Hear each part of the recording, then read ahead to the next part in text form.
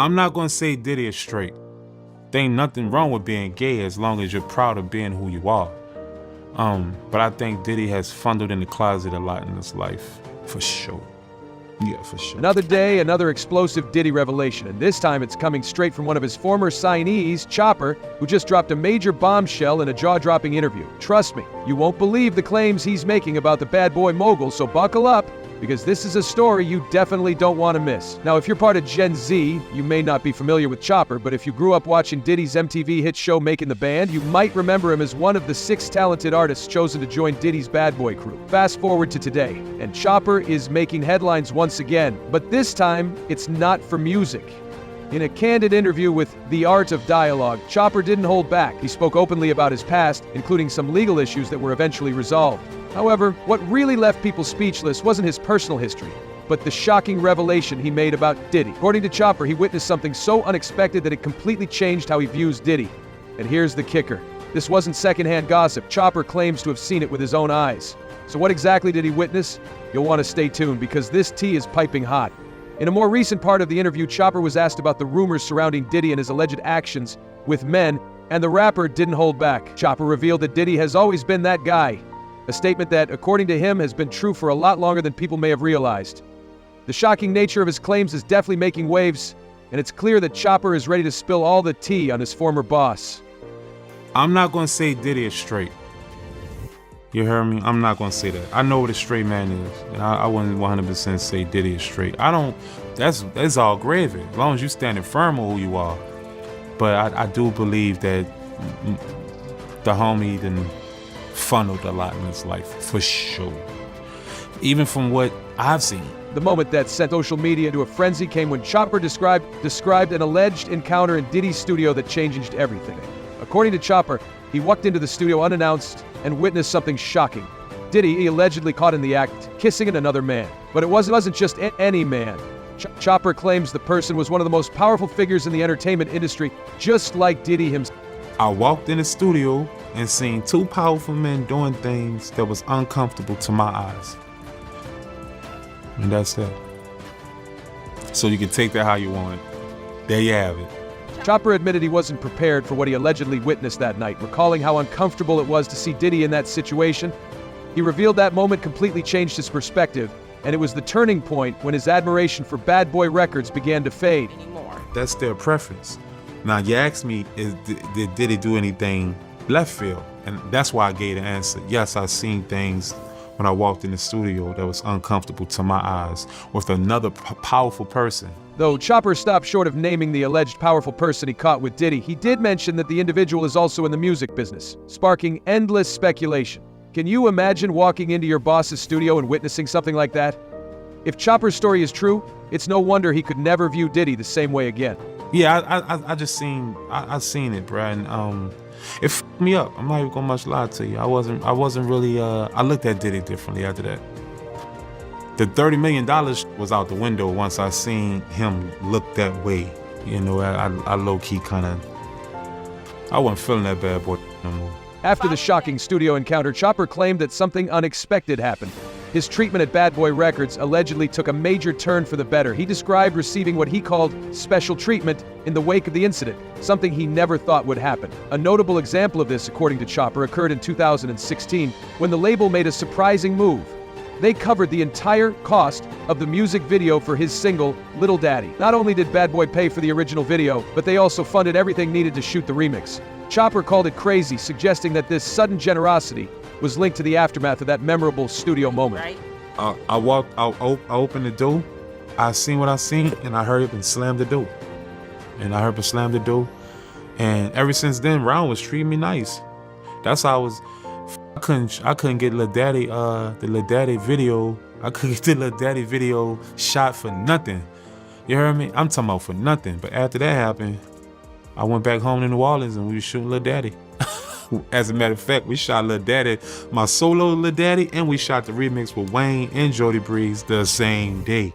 That was a sweet deal for Chopper, but it's likely the label was trying to keep him on their side after what he allegedly witnessed. Let's be real, freebies like that don't come around often, especially from a label known for being cautious with its budget. What makes it even more suspicious is that they covered the music video costs, after reportedly turning him down a few times. That would certainly be one wild coincidence. Or maybe just a stroke of luck for Chopper. As the interview went on, Chopper started getting more emotional, especially when he called Diddy out for allegedly being on the DL. The rapper became visibly upset, and it was clear that the real reason behind his emotional outburst was how difficult it had been for him, despite being signed to such a major label. Some of the things he claimed to have gone through were truly wild, and it's clear they've left a lasting impact on him. Free my daddy. He said, you make sure you let it be known if you seen something uncomfortable with your eyes. You dig? That man left you down bad. I went through a lot. I couldn't even feed my family. Yeah, f***ing right, that gay. Uncomfortable with my eyes. Right, yes, he's gay. Okay, but I don't think someone being gay is bad. And that's the thing. I don't think someone being gay is like a curse. If that's their preference, then say, bro, that's their preference. While Chopper insists he has no issue with Diddy's alleged preferences, his tone changes when discussing the mounting controversy surrounding the music mogul. Although he's not fully convinced by all the serious accusations, Chopper believes there's no way the numerous allegations and lawsuits against Diddy are entirely false, especially considering the things he witnessed during his time with the label. Chopper revealed that he wouldn't have shared his story or the things he experienced with Diddy if it hadn't been for his father, who encouraged him to speak up. His dad urged him to share what he'd been through, especially after all the struggles he faced under Diddy's management. I'm never really the type of person that get on here and do all that shit. But I talked to my daddy, and my daddy said, you went through so much in life and you swept it under the rug. And everybody just expect you to just eat that. That man left you for dead out here. You don't have to speak your truth. You just gotta be city. Just be yourself. It was clear that Chopper still felt a sense of fear about what Diddy might do to him just for doing the interview. He seemed almost traumatized, carefully choosing his words and trying to keep them subtle. However, there were moments he couldn't help but be direct, especially when he described Diddy as allegedly being deep in another man's throat. That statement became the biggest highlight of the interview, as it was a raw, unfiltered moment where Chopper couldn't contain his emotions or his words any longer. I'm not trying to expose nobody. It's already out there. How I'm trying to expose was already out there. I'm just happy I wasn't the first one to do all that there. All right, that's clear. Yeah, I seen a nigga kissing the man, tonguing him down. You heard me? That shit was crazy.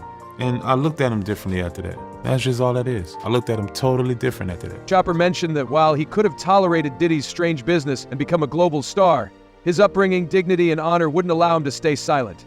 He couldn't continue down that path after witnessing so many uncomfortable and cringeworthy things on a regular basis. See, bro, to be honest with you, I could have tolerated it and been the biggest star in the world right about now.